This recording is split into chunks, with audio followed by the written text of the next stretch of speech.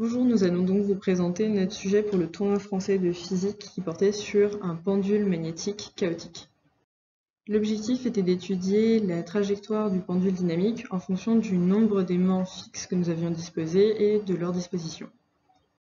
Le dispositif expérimental que nous avons utilisé est composé d'un pendule avec un fil et un aimant au bout, d'une plaque sur laquelle nous avons fixé les aimants sur des formes géométriques que nous avions choisies avec de la pâte à fixe, et d'une caméra pour enregistrer le mouvement du pendule.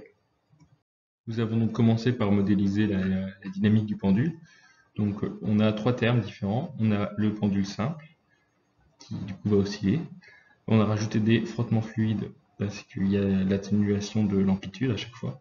Et on a ajouté ce qui nous intéresse le plus, l'interaction magnétique dipôle-dipôle entre les aimants de la base et les aimants du pendule. Il a donc fallu trouver expérimentalement la valeur des constantes.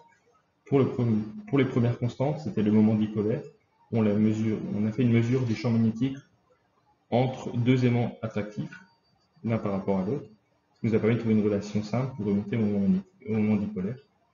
Et ensuite, pour le coefficient de frottement fluide, on a pris le rapport entre deux maximums successifs dans le cas d'oscillation d'un pendule simple.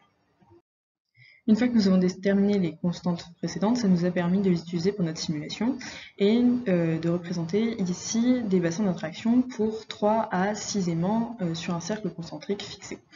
Un bassin d'attraction, ce que ça veut dire, c'est que si on lâche l'aimant du pendule sans vitesse initiale au-dessus d'un point de couleur blanche, il terminera dans le bassin d'attraction, donc au-dessus de l'aimant de couleur blanche également. On remarque très rapidement que les formes sont très simples autour des aimants et se complexifient à mesure que l'on s'éloigne. Nous avons également représenté ce que cela donnerait avec un aimant répulsif situé en bas à gauche. On remarque que cela donne lieu à des fractales de plus en plus complexes et très rapprochés autour de l'aimant, et on conserve malgré tout une forme symétrique. Je parle de fractales parce que si l'on zoome sur la figure et entre deux zones de couleurs différentes à la frontière, on a des figures de plus en plus complexes au fur et à mesure que l'on zoome, et ce à l'infini.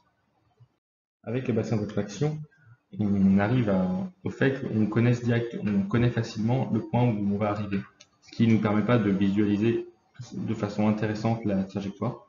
C'est pour ça qu'on va utiliser maintenant une interaction répulsive entre les deux aimants.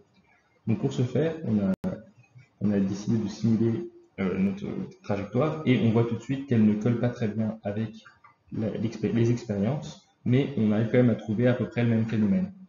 La grande difficulté, en effet, c'est de trouver un bon pas.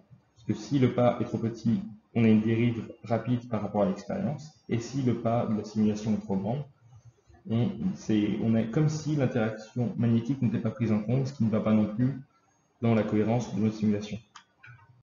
Nos premiers résultats ont donc été qu'on peut trouver trois types de trajectoires différentes. La première, c'est l'aimant commence par orbiter autour du cercle d'aimant. Puis une fois qu'il n'a plus assez d'énergie, il rentre dans le cercle d'aimant, et puis au bout d'un moment, il y est confiné et ne peut plus en sortir. La deuxième trajectoire, c'est pareil, mais sauf qu'au début, on oscille comme un pendule simple dans le plan, donc on passe au milieu du cercle aussi, mais au bout d'un moment, il n'y a plus assez d'énergie, et donc on reste confiné dans le cercle d'aimant.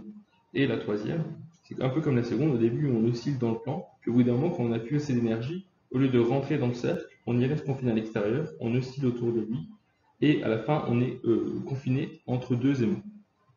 Après avoir vu ces résultats, on a donc décidé d'ajouter un deuxième cercle d'aimants concentrique.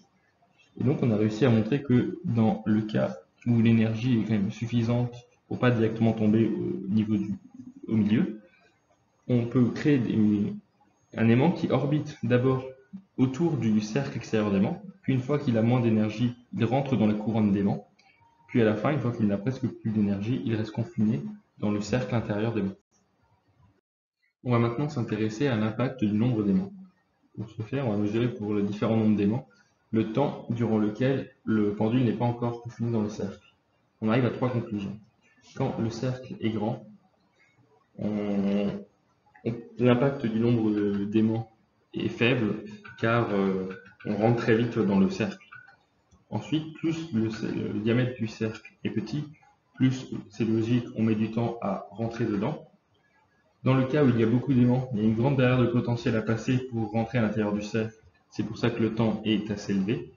Et dans le cas où il y a très peu d'aimants, on passe aussi beaucoup de temps en dehors du cercle car il est mal défini et le pendule peut facilement osciller en traversant le cercle, en passant entre des aimants. Et on trouve un minimum expérimental et théorique pour 10 aimants. En conclusion, nous avons réalisé le montage du pendule magnétique chaotique, nous avons modélisé également ce pendule et simulé différents types de trajectoires. Nous avons cherché des relations entre le nombre d'aimants, leur disposition en cercle, donc le rayon des cercles, et les trajectoires. Nous avons réussi à confiner les trajectoires chaotiques grâce à des géométries circulaires d'aimants répulsifs. Et nous aurions pu essayer des géométries asymétriques ou bien des géométries avec des éléments à la fois répulsifs et attractifs pour essayer de confiner le pendule.